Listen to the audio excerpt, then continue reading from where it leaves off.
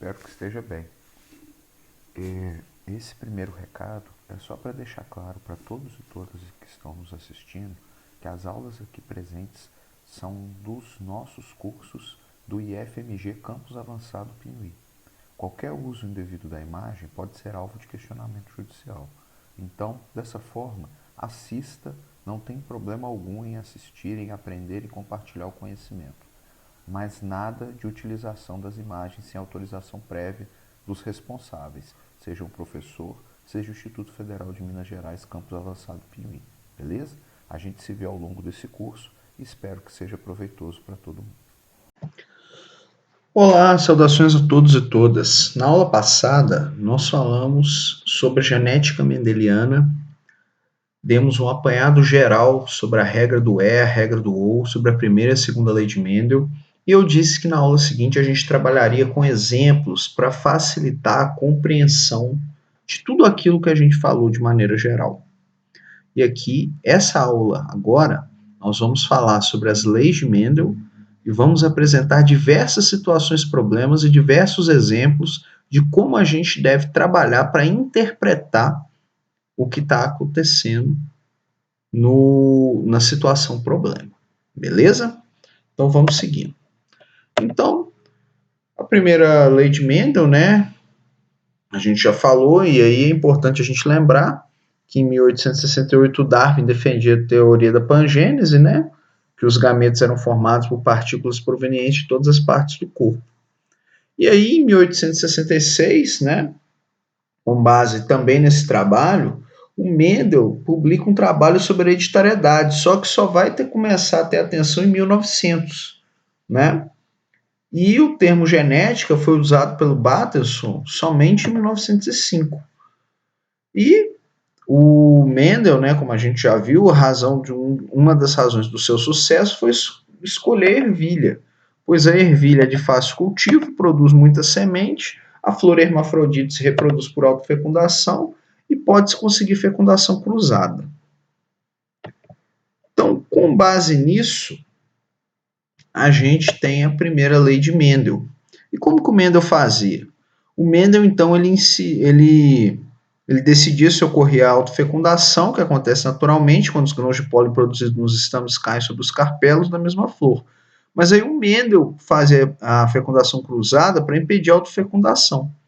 O que ele fez? Ele abria a flor, removia o estame, aqui o estame removido para evitar a autofecundação, o pólen transferido da flor branca para a flor púrpura para realizar a fecundação cruzada, recolhia os grãos do pólen com o pincel, passava no estigma da outra flor. E aí, após a fecundação, os óvulos desenvolviam e originavam sementes, e o ovário originava o fruto, né, a vagem, como a gente já conhece em relação à botânica, né, as plantas que a gente já estudou. E aí, as ervilhas então eram plantadas, o ovário então desenvolvido dava o fruto, com o fruto a flor púrpura e germinavam dando origem às novas plantas. Então assim que o Mendel fazia a sua fecundação cruzada com as ervilhas, né? E ele chamou de geração F1 todas as plantas resultantes do cruzamento. Aqui nesse caso possuíam flor púrpura, nenhuma era branca. Depois ele promoveu a autofecundação da F1, cultivou as sementes resultantes e chamou de F2. E nessa geração havia planta com flor púrpura e planta com flor branca, na proporção de 3:1, né? Então, o Mendel supôs que se uma planta tinha semente amarela, deveria possuir algum elemento ou fator responsável por essa cor. E o mesmo aconteceu com a semente verde. Com ervilhas puras, então, o Mendel fez um cruzamento, usando a parte masculina de uma parte de semente amarela e a feminina de uma semente verde. Então, ele tinha geração parental, igual a gente está vendo aqui na imagem, da formação dos gametas. E aí, ele, então, observou que 100% dos indivíduos formados na primeira geração eram de semente amarela. E aí, fazia autofecundação. E fazendo a autofecundação, aqui a gente tem a formação dos gametas por meiose, e isso aqui é muito importante, porque nos ajuda a entender o que está acontecendo. A meiose, o que nós estamos estudando aqui, na verdade, é uma aplicação lá dos princípios da meiose que foram vistas no primeiro ano. Então, nós estamos vendo aqui, ó, a diferenciação, a formação dos gametas. Então, algumas têm o Vzinho sozinho. O Vzinho que veio de onde? Que veio aqui, ó, da primeira geração. O Vzinho aqui, ó, da geração parental verde. Então, pegando o quadro de Punnett, quais são as fecundações possíveis? Aqui os gametas masculinos e os gametas femininos. Nós temos aqui Vzão, Vzinho, Vzão, Vzinho. Então, a gente tem Vzão, Vzão, Vzão, Vzinho, Vzão, Vzinho e um Vzinho, Vzinho. 1/4 de Vzinho, Vzinho, 1 em 4.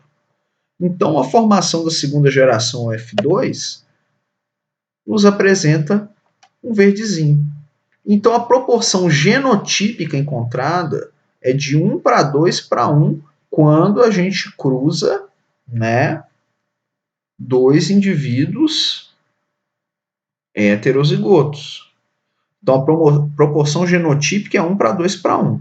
1/4 homozigótico dominante, 2/4 heterozigótico e 1/4 homozigoto recessivo. E a proporção fenotípica é 3:1, que é o que a gente está vendo. 3 amarelas e uma verde. Lembre-se do quadro de Punnett, que ele é muito importante para a gente fazer todos os cruzamentos possíveis. Então, o aparecimento de plantas verdes permitiu ao Mendel concluir que o fator para a cor verde não tinha sido destruído na F1. Ele só não se manifestava na presença do outro de cor amarela. E com isso ele resolveu chamar a característica de cor amarela de dominante e a verde de recessiva. E porque as suas características permaneciam escondidas em F1 e só apareciam na F2. A explicação do Mendel para a herança dos 7 caracteres de ervilha foi confirmada por outros pesquisadores e deram origem à primeira lei de Mendel, que é a lei do monohibridismo. E aí, segundo Mendel, cada caráter é definido por um par de fatores que se separam quando o gameta é formado, indo um fator para cada gameta, sendo então um caráter puro. Interpretando hoje no presente, o que a gente viu na aula passada, o enunciado da primeira lei de Mendel. Mas qual que é a interpretação atual com todos os conhecimentos que a gente tem de genética e de DNA? Então, com base nos conhecimentos sobre meiose, que a gente já estudou lá no primeiro ano, os fatores correspondentes aos alelos de um gene, esses alelos se separam na formação dos gametas. Como a meiose produz células com apenas um cromossomo do par, cada gameta haploide possui apenas um alelo de cada par. Não há, portanto, gametas híbridas. As células do corpo da maioria do organismo são diploides, 2N. Então, a gente pode pegar de maneira geral a primeira lei do Mendel para a gente interpretar melhor dessa forma aqui, ó, da maneira característica igual ele colocou nos seus escritos, que cada caráter é definido por um par de fatores que se separam quando um gameta é formado, e um fator para cada gameta, sendo então um caráter puro. É isso daqui que a gente está vendo, ó. 2 dos 7 pares do cromossomo homólogo da célula de ervilha. Alelos da flor, aqui o Vzão amarelo, Vzinho da cor verde, aqui o alelo R semente lisa, Rzinho semente rugosa. Essa é a interpretação atual que a gente tem sobre a lei de Mendel. Quem quiser lembrar mais, no final da apresentação, lá nos slides, a gente vai deixar alguns detalhes sobre meiose que é importante para dar uma relembrada, tá?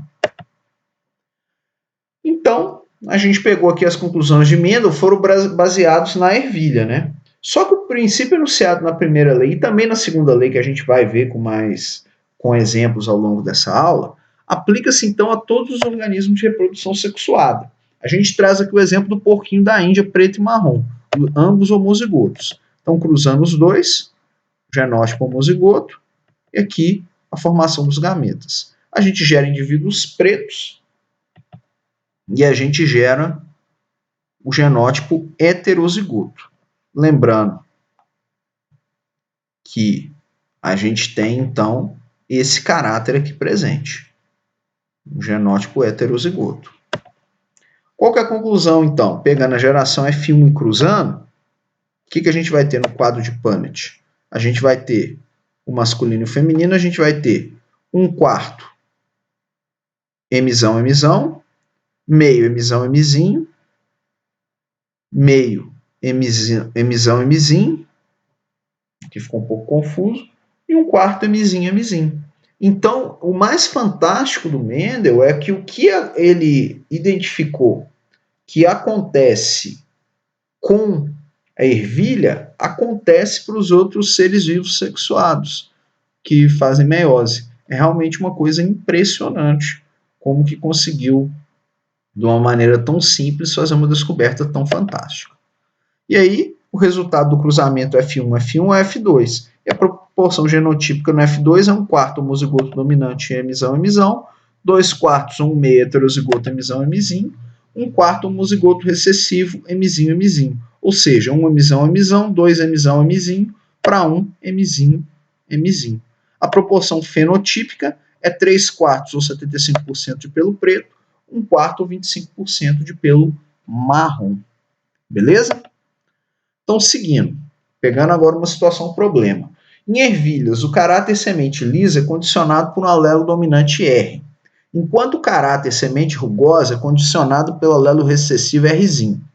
Quais são as proporções genotípica e fenotípica obtidas na autofecundação de uma ervilha heterozigota? Faça um esquema indicando como o resultado foi obtido. Então, nós temos a geração parental, Rzão, Rzinho, Rzão, Rzinho, que cruza duas sementes lisas e forma o gameta. Então vão formar seus gametas, que a gente já sabe que vão ser o quê? Vão ter cada uma dessas letras presentes, né? Das características da geração parental. Fazendo o quadro de Punnett, então a gente tem Rzão, Rzinho, Rzão, Rzinho. O que a gente vai ter? Rzão, Rzão, Rzão, Rzinho, Rzão, Rzinho, Rzinho, Rzinho. Ou seja, qual que é a proporção fenotípica do F1? 3/4 ou 75% semente lisa. 1/4 ou 25% rugosa. Qual que é a proporção genotípica? 1/4 homozigoto dominante, 2/4 ou 1/2 heterozigoto, 1/4 homozigoto recessivo. Então veja que é sempre a mesma coisa, é muito tranquilo da gente perceber, certo? Então vamos lá. Pegando agora outra situação problema, a questão da PUC. Em uma dada espécie vegetal, o caráter planta alta é dominante sobre o caráter planta baixa, sendo os genes alelos localizados em autossomos. Pelo cruzamento de plantas altas heterozigóticas, obtiveram-se 160 descendentes. Qual o número provável de plantas baixas para esses descendentes? Então vamos lá. Tem uma geração parental. Duas plantas altas heterozigotas, que está escrito no problema. Aqui, ó. Então, a gente vai lá para o quadro de Punnett. Então, a gente tem Bzão, Bzinho, Bzão, Bzinho. Fazendo o cruzamento. Ou seja, 3/4 são plantas altas. 1/4 é planta baixa, que é o recessivo. Esse daqui. Então, se era 160 o total de descendentes que está no problema, vezes 1/4, que são as plantas baixas, a gente tem 80 plantas baixas.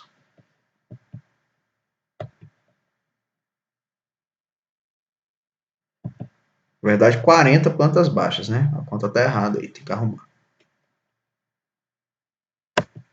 40 plantas baixas.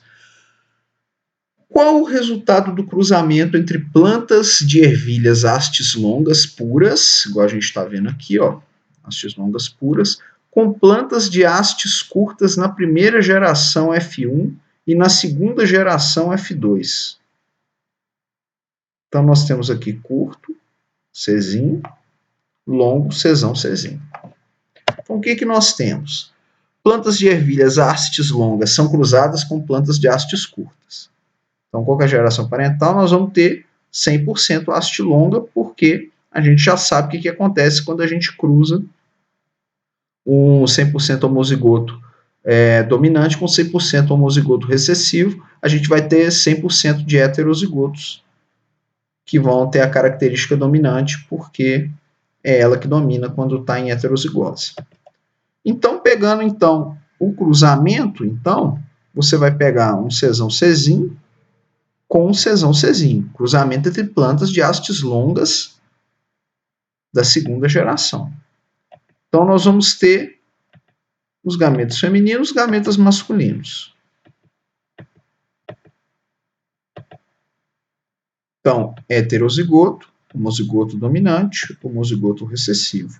Então, na F2, obteve-se 3/4 das plantas hastes longas. Dessa forma, conclui-se que hastes longas são dominantes em relação às hastes curtas. Certo? Mais um exemplo que a gente tem aí da primeira lei. Cruzamento teste. Para descobrir se o indivíduo portador de um caráter dominante qualquer homozigoto ou heterozigoto, basta cruzar com o indivíduo recessivo para o caráter em questão. Então vamos lá. Planta com semente de cor amarela. Caso seja homozigoto, aqui a gente só sabe um. Cruza com de cor verde recessivo. Vamos ver a geração. Chegou a geração. 100% de plantas com sementes de cor amarela. Se obtivermos apenas um tipo de descendente, esse indivíduo de genótipo duvidoso é dominante puro, Vzão, ou seja, é homozigoto. Agora, planta com semente de cor amarela, se ela for heterozigota, o que vai acontecer na geração? Então, 50% que a gente vai ter Vzão, e 50% Vzinho. Então, 50% das plantas vão ter semente de cor amarela e 50% das plantas com semente de cor verde. Se obtivermos dois indivíduos de descendentes, esse indivíduo de genótipo duvidoso será heterozigoto, proporção 1:1. Muita atenção nesses cruzamentos, porque isso sempre se repete. Beleza? Dominância incompleta, nós vimos brevemente dominância incompleta. Então vamos ver aqui, ó, o resultado do cruzamento de plantas com flores vermelhas e plantas com flores brancas é uma planta com cor rosa. Nesse caso não há dominância completa, observa aqui. Então tem o cruzamento, então tem a fecundação dos gametas, resultados em F1, 100% de flor rosa. E aí na hora que pega o cruzamento das plantas entre si na geração F1, o que nós temos nos gametas? Então, nós vamos ter o cruzamento que gera o quê? O resultado da F2, quando está em homozigose dominante, rosa, vermelha, né? Vamos chamar de vermelha, apesar de eu achar que isso aqui está mais para rosa, mas vamos chamar de vermelha. A rosa aqui com os heterozigotos e a branca homozigoto recessivo. Então, os descendentes da F2 terão fenótipo na proporção de 1/4 ou 25% de flor de cor vermelha, 2/4 ou 50% de flor de cor rosa, 1/4 ou 25% flor de cor branca. Certo? Então, a proporção genotípica da F2 será o quê? 1/4 para a cor vermelha, né?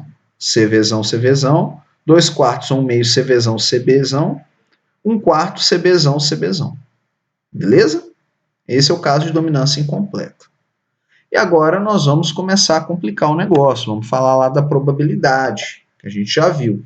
Então, a gente imagina que um casal tem um filho com uma certa anomalia. Deseja saber se o segundo filho poderá ter essa anomalia. A partir da análise da árvore genealógica da família desse casal, pode-se descobrir se os genótipos dos pais e calcular a chance do próximo filho ser normal ou ter anomalia. Então, a gente tem que conceituar a probabilidade que a gente vai usar, porque a gente vai trabalhar com noção de probabilidade. Então, a teoria da probabilidade, que vocês já viram em matemática com certeza, é utilizada para estimar matematicamente o resultado de eventos que ocorrem ao acaso. A previsão dos resultados é feita com base em um grande número de repetição de eventos. Então, a gente conceitua a probabilidade como sendo o resultado da divisão do número de vezes que um determinado evento pode ocorrer, R, pelo número total de resultados possíveis, N. Pegando aqui uma situação problema. No lançamento de um dado, qual a probabilidade de obter a face no par no primeiro lançamento? O dado tem 6 faces, portanto o número total é 6, então N é 6. O evento desejado R é o número par. Existem 3 números pares, 2, 4 e 6, portanto 3 números. Então, o P dividido pelo... O P vai ser, portanto, R dividido por N. Então, vai ser o 2, o 4, o 6 dividido por 1, 2, 3, 4, 5, 6. Vai ser o quê? 1/2 ou 50%.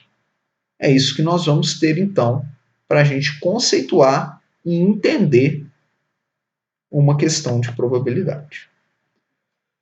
Bom, agora a gente tem a regra da adição ou do ou, quando dois eventos simultâneos se excluem. Quando os eventos são mutuamente exclusivos, a probabilidade de que um ou outro ocorra é a soma das probabilidades de cada um isoladamente. Pegando a situação problema, qual a probabilidade de um casal heterozigoto para determinada característica ter uma criança de genótipo azão ou azinho? Então vamos lá. O homem e a mulher. Então, casal heterozigoto tem uma criança de genótipo. Formou então os gametas, que a gente já viu. O azinho. Montando o cruzamento, a gente tem então o quadro de Punnett. Então, a gente tem o quadro de Punnett clássico. Então, usando a fórmula da probabilidade, que é R dividido por N, nós temos então o azão dividido pelo N, que é azão, ou azinho. Ou seja, 1/4 ou 25%. Certinho? R eventos desejados, o azinho, dividido pelos eventos possíveis, azão, azinho, nós temos, então, 1/4 ou 25%, se é azinho. E aqui, muito importante, é ter uma criança do genótipo azão, ou azinho. Isso aqui ainda não é a resposta. Então, vem a regra do ou. A regra do ou você soma. Então, para você ter uma criança de genótipo azão, ou azinho, é 2/4 ou 1/2 ou 50%. Agora a gente tem a regra da multiplicação ou do E, que a gente já falou. Nesse caso, a gente tem a ocorrência simultânea de dois eventos independentes, probabilidade de ocorrer um e outro evento. A probabilidade de um evento ocorrer não afeta a probabilidade do outro evento. Então, qual que é a situação problema? Qual a probabilidade de um casal heterozigoto por uma determinada característica ter uma criança de genótipo azão e azinho? Então vamos lá, fazer o cruzamento. Sempre tem que ser esse passo a passo, gente, que aí a gente não erra. Isso aqui exige muito detalhe. Então vamos lá. Falou um casal heterozigoto, então fazemos o cruzamento do heterozigoto, que já conhecemos. Montando o cruzamento, quadro de Punnett, a gente tem. Então, pegando a fórmula, o que a gente vai ter? O genótipo da criança. Azão, por N, que é as possibilidades, 1/4 ou 25%. O genótipo da criança, os eventos desejados, o azinho, que acontece 2 vezes, dividido pelo número de eventos possíveis, que são 4. Então, nós temos 2/4 ou 50%. A regra do E fala que tem que multiplicar genótipo criança azão e azinho. Então, multiplicando, nós temos 2 por 16 avos, ou 1/8 ou 12,5%. Veja que é sempre a mesma coisa, é receita de bolo, tem que ter atenção nos detalhes que tem nos problemas. Beleza? Então, seguindo. Um casal de heterozigotos por uma determinada característica deseja saber qual a probabilidade de ter uma criança com genótipo homozigoto dominante. Isso é o que, então? Então, nós temos lá o homem e a mulher, o cruzamento, então, do casal heterozigoto. Formou os gametas, que a gente já sabe. Montando o cruzamento, a gente tem o quadro de Punnett. Então, agora, a probabilidade é o R pelo N. Então, uma criança com genótipo homozigoto dominante, azão, dividido pelos eventos possíveis. Dá o quê? 1/4. Um casal de heterozigoto, agora a letra B, um casal de heterozigotos com uma determinada característica deseja saber qual a probabilidade de ter uma criança com genótipo heterozigoto dominante. Então, pegando o mesmo quadro de Punnett aqui, a gente vai jogar na fórmula da probabilidade, que é o R dividido pelo N. O R, então, se é heterozigoto, tem 2 possibilidades. O número de eventos possíveis é 4. Então, o P vai ser 2/4, 2/4 ou 1/2 ou 50%. Certo? Casos de probabilidade condicional. Aqui tem que ter muita atenção. A probabilidade de obter um resultado que depende de outro conhecido. É a probabilidade condicional. Então vamos lá. Qual a probabilidade de uma semente amarela na geração F2 de Mendel ser heterozigótica? Então, primeiro, as proporções genotípicas na F2 esperado entre indivíduos heterozigotos da F1 são, que a gente já sabe, 1/4 homozigoto dominante, 2/4 heterozigoto, 1/4 homozigoto recessivo. Então, a resposta é 1/2. Se perguntamos qual a probabilidade de uma semente amarela ser heterozigota, a resposta não seria 1/2. Observe no quadro de Punnett que há 2 resultados em 3 que levam à formação de uma semente amarela heterozigótica, porque já temos a informação de que a semente não é verde. Então temos que estar atento a esses detalhes, ó. Que agora nós estamos respondendo a essa pergunta aqui. Qual a probabilidade da semente amarela ser heterozigótica? Então, essa aqui, ó, a gente tem que eliminar, porque já falou que era amarela, então ela é da cor verde. Então, é 1/3 homozigoto dominante, 2/3 heterozigoto. Então, a gente chega ao resultado de 2/3. Tem que ter muita atenção com o que está sendo perguntado para a gente interpretar a pergunta. Beleza? Genes letais. Os genes letais é uma manifestação fenotípica de alguns alelos que leva à morte do indivíduo. Isso pode ser durante o período embrionário ou no período pós-natal. E são os alelos letais. Pegando a situação problema. Você tem um tipo de camundongo, a pelagem cinza é condicionada pela presença do gene azão, que é letal em homozigose. Seu alelo recessivo azinho condiciona a pelagem marrom. Para os filhotes vivos de um cruzamento de um casal heterozigoto, espera-se as seguintes proporções de camundongos de pelagem marrom com genótipo heterozigoto. Aí tem a geração parental, azão, azinho, azão, azinho. E aí nós temos, lembrando, que a gente tem que está falando que o gene A é letal em homozigose. Então, fazendo os cruzamentos, nós temos o quê? Um é letal em homozigose. Então, o cinza está fora, 1/3 marrom, 1/3 marrom, 1/3 marrom. O indivíduo homozigoto dominante não deve ser contado, porque é a morte. Então, 2/3 tem pelagem branca e genótipo heterozigoto. 1/3 tem pelagem preta e genótipo homozigoto recessivo. Né? A gente tem que lembrar que no caso de genes letais muda a proporção. Alguns exemplos aqui, ó, no ser humano, de genes letais, a fibrose cística, a doença de Huntington e a doença de Tay-Sachs. Agora, no heredograma, a gente interpreta um heredograma aqui, né, o pedigree, que são as representações gráficas do indivíduo dentro de uma família, são as árvores genealógicas. Então, vamos lá. Se a gente pega aqui primeiro, quantos homens estão representados na genealogia? 9. São setinhas vermelhas, ou os quadradinhos. Só contar que a gente vai ver que dá 9. Quantas mulheres estão representadas? Agora a gente pode contar as mulheres. As mulheres são o quê? São as bolinhas. Então nós temos um total de 13, contando todas as mulheres aqui representadas. Quantos indivíduos estão representados? Fácil. Só somar 9 com 13, a gente tem o total, 22.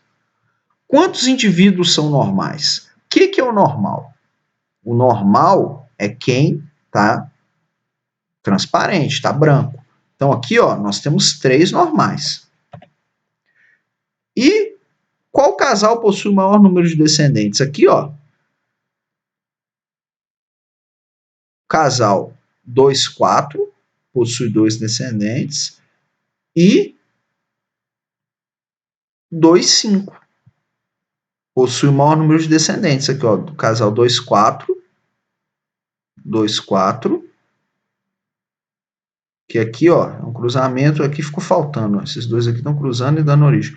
2,4 e o 2,5. Então, o 2,4 com o 2,5 é o que forma esse monte de descendente aqui presente.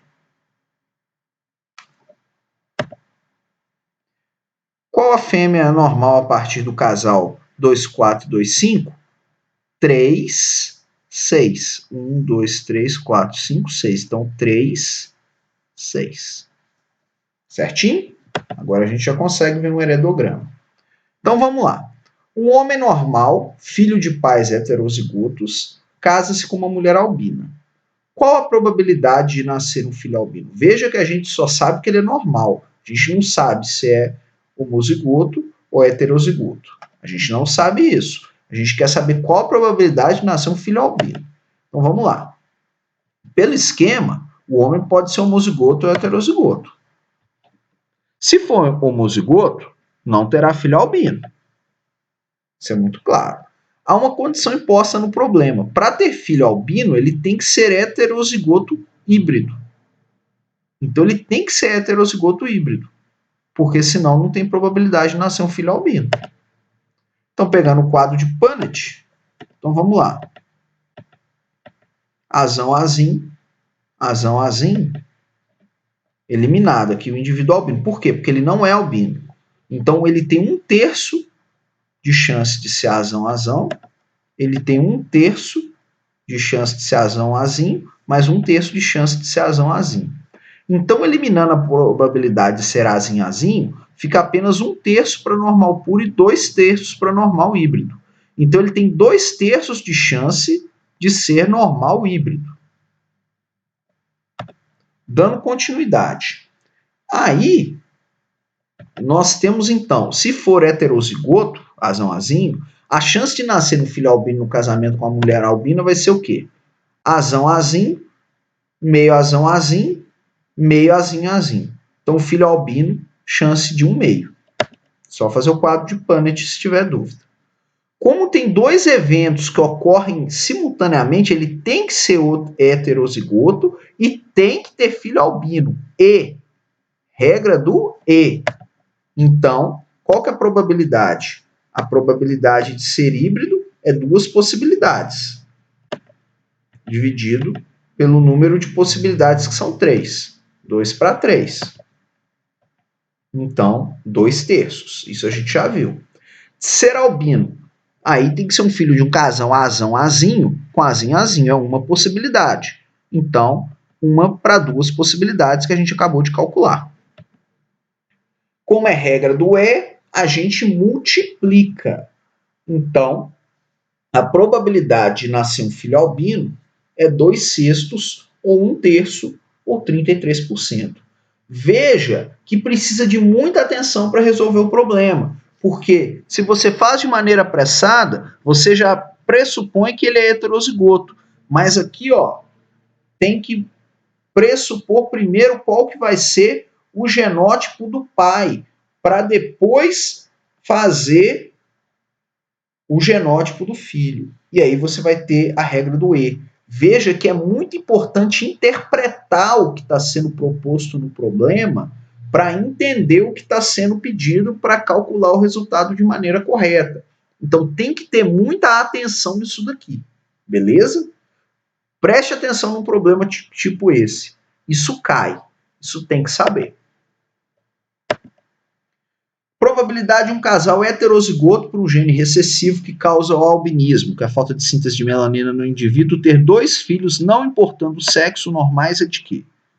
Então, azão, azinho, casal de heterozigotos. Falou com casal de heterozigotos. Então, a gente já sabe que 3/4 são descendentes normais e 1/4 é descendente albino.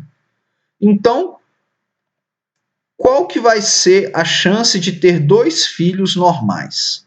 Então, é azão, azinho, vezes azão, azinho, ou seja, a chance é de 3/4 vezes 3/4. É de 9 para 16, ou 56,25% de filhos normais.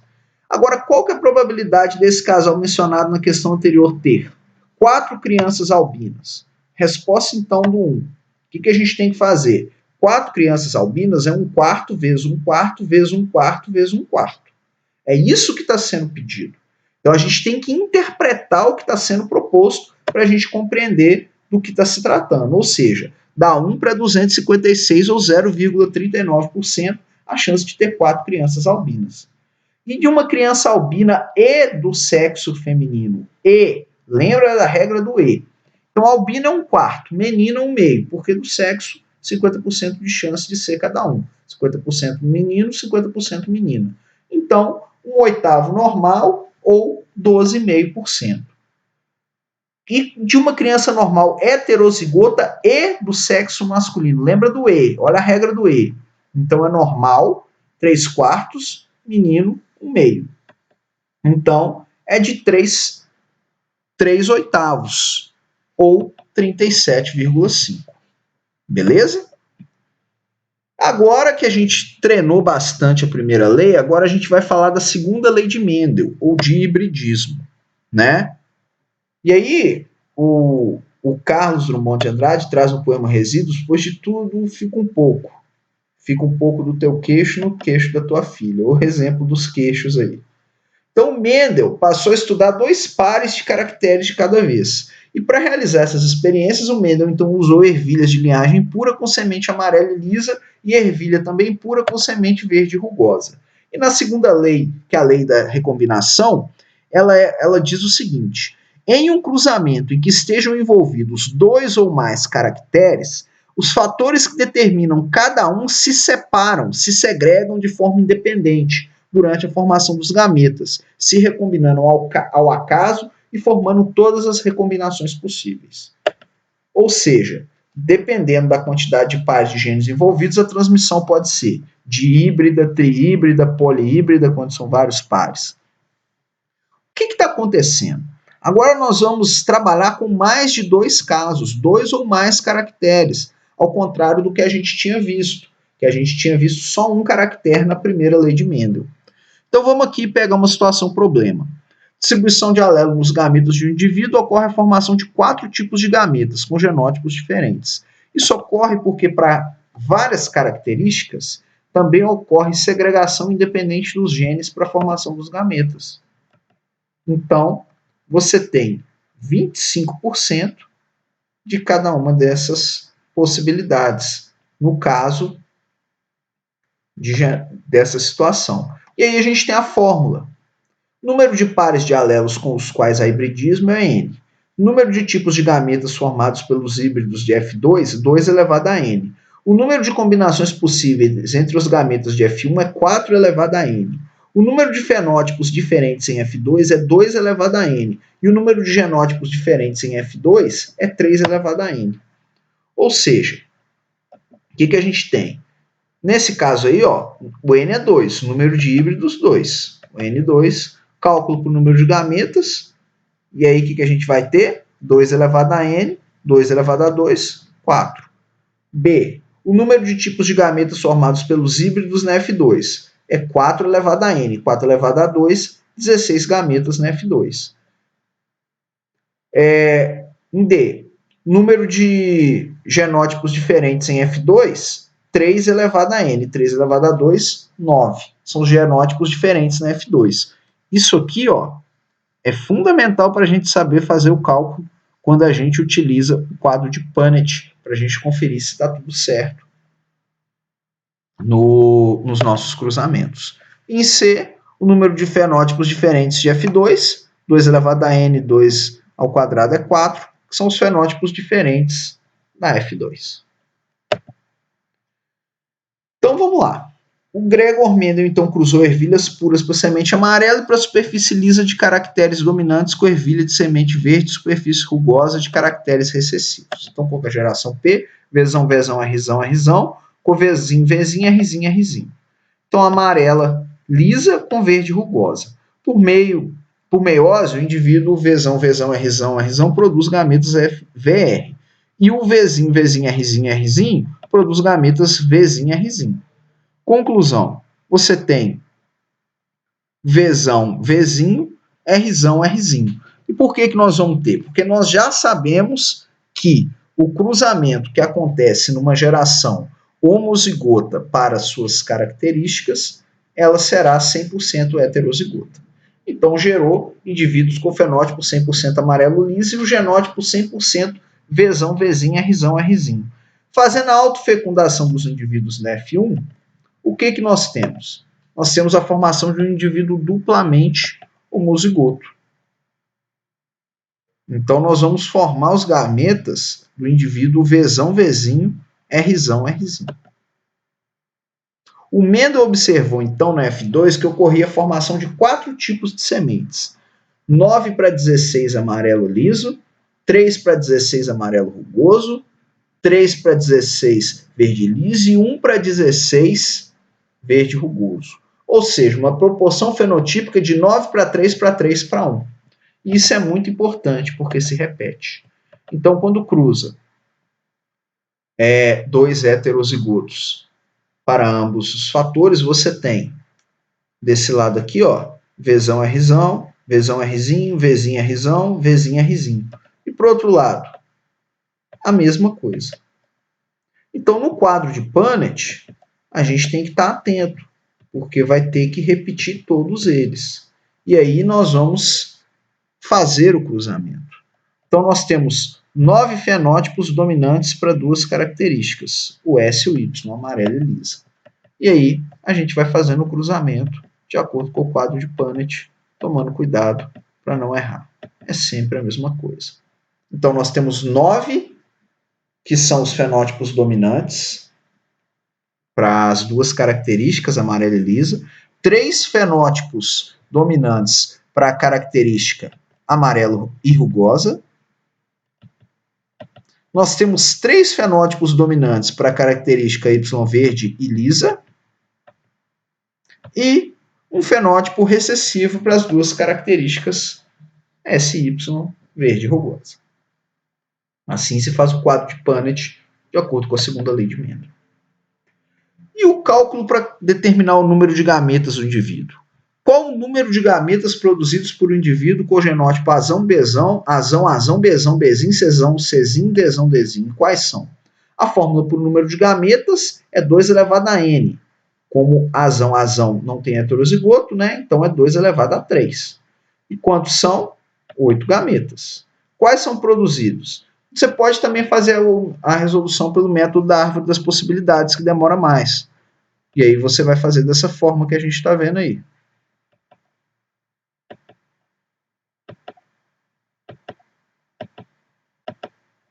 Então, os gametas do indivíduo ficam dessa forma aí que a gente está vendo montar. É muito mais trabalhoso o método da árvore das possibilidades. É mais interessante a gente saber a fórmula, né, que é 2 elevado a n, que nos dá a resposta. Né? Então, a gente tem 8 possibilidades, como a gente vai conseguir perceber também aí no método da árvore das possibilidades, que nos apresenta essa situação. Beleza? Então, é atenção para isso. A fórmula nos agiliza muita coisa. Veja que são 8 gametas produzidos da mesma forma. Um indivíduo que apresenta genótipo duplamente heterozigoto é cruzado com outro duplamente homozigoto recessivo. Qual a proporção genotípica esperada desse cruzamento? Então vamos para a geração parental. Azão, Azinho, Bzão, Bzinho.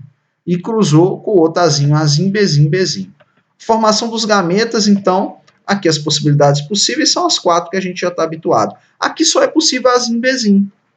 Então, o nosso quadro de Punnett vai ser um quadrado diferente, ele vai ser um retângulo. Você tem os 4 da possibilidade do 1 e só 1 porque é recessivo. Então, nós vamos ter essas possibilidades, ou seja, 25% ou 1/4 duplamente heterozigoto, 25% ou 1/4 heterozigoto e homozigoto recessivo, 25% ou 1/4 homozigoto recessivo e heterozigoto, e 25% ou 1/4 duplamente homozigoto recessivo.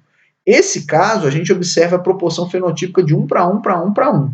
Isso é decorrente do cruzamento de um heterozigoto para as 2 características com o indivíduo duplamente homozigoto recessivo. Tem que ter atenção nisso daí, tá? É uma situação atípica que a gente tem. Então, considerando agora o cruzamento entre 2 híbridos, qual a fração dos descendentes que apresentam genótipos heterozigotos para ambas as características? 2 híbridos.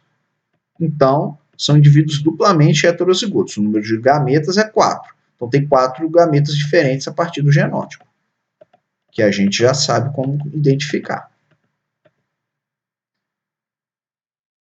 Então, a gente tem no quadrado de Punnett, aqui, ó, vou pegar a formação do gameta aqui, Então, a formação dos gametas é Szão, Yzão e Yzinho. Então, nós temos aqui, ó,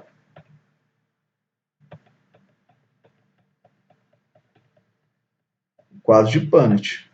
Então, 9 para 16 indivíduos apresentam fenótipos dominantes para ambas as características.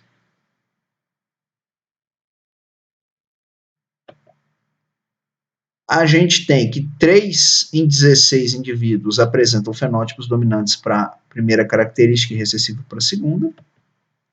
3 em 16 indivíduos apresentam fenótipo dominante para a segunda característica e recessivo para a primeira.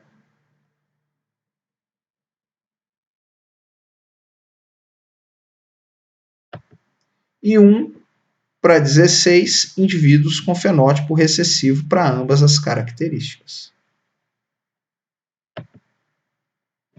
Ou seja, considerando o cruzamento entre dois díbridos, qual será a fração dos descendentes que apresentam genótipos heterozigotos para ambas as características? São heterozigotos os indivíduos que a gente está vendo aí, ó. Esses aí são os heterozigotos.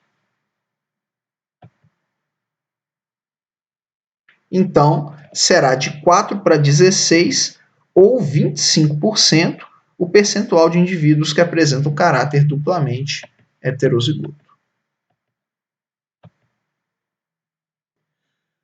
Então vamos lá, mais um para a gente ver como é que faz. Sabe-se que no cruzamento entre dois indivíduos heterozigotos, no caso de dominância completa, sempre obteremos 1/4 de homozigoto dominante, 3/4 de heterozigoto, 1/4 de homozigoto recessivo. E no cruzamento de um indivíduo heterozigoto com um homozigoto, dominante ou recessivo, o resultado será sempre meio para heterozigoto e meio para homozigoto. De acordo com a segunda lei de Mendel, se dois indivíduos com esse genótipo aqui, ó, tesão, Tzinho, Rzinho, Szinho forem cruzados, a proporção de descendentes do genótipo tesão, Tzinho, Rzinho, Szão será o quê? Genótipo do indivíduo A. Já vimos. Genótipo do indivíduo B. Porque está falando o quê? Dois indivíduos de genótipo foram cruzados. Cruza os dois. Qual que é a proporção de descendentes daquele genótipo ali?